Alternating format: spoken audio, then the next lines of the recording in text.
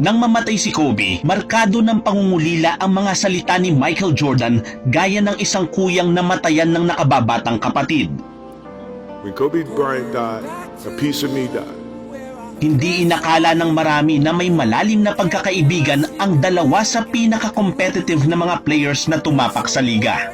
Sa loob ng mahigit 20 taon, ang kanilang samahan ay napanatili nilang saradong aklat na silang dalawa lang ang nakababasa at nakabubuklat. Kaya nang magsalita si Michael sa eulogy ng kanyang kaibigan, kahit putaktihin man siya ng crying memes, wala siyang pakialam. At nang hilingan siya ni Vanessa na maging presenter sa Hall of Fame induction ng namayapang asawa, muling napatunayan na sina MJ at Kobe talagang magkakosa. Iyan ang babalikan natin ngayon sa box score. Ang naging friendship goals ng dalawa sa pinakatinitingalang pangalan sa NBA. Isang samahang ipinaglihi sa paghanga, pinausbong ng respeto, minolde ng kompetisyon at pinanday ng panahon. Kung matagal ka ng manunood ng NBA, hindi makakawala sa paningin mo ang maraming identical plays ni na Bryant at MJ. Aminado si Kobe na para siyang espongha na gustong sipsipin ang anumang galaw at diskarte ng kanyang hinahangaan. At very vocal siya na ang kanyang childhood hero ay si Michael Jordan.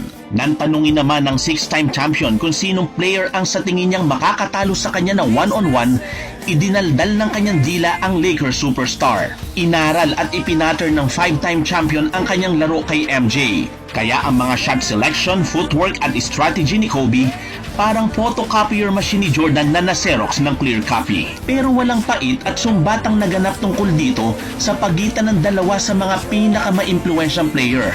Dahil mapagpakumbaba itong hiningi noon ng tagahangang teenager at buong puso naman siyang tinuruan at ginabayan ng kanyang teacher. Para mapahalagahan natin ang ganda at kulay ng kanilang samahan, buklatin natin ang ilan sa mga natatanging pahina ng kanilang banggaan na nagdikta at sumulat ng mahabang kabanata ng kanilang pagkakaibigan. Pagdating ni Kobe Bryant bilang 13th overall pick noong 1996, atat na atat ang isang teenager na makaharap ang itinuturing niyang Zen Master. Si Jordan ng mga panahong ito ay nasa tuktok ng daigdig.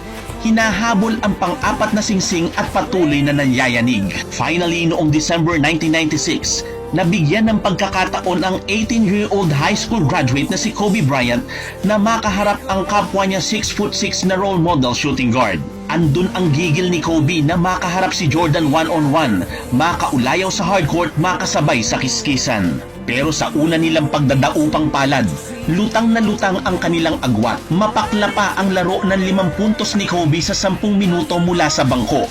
Pero kumatas naman ang asim ni Jordan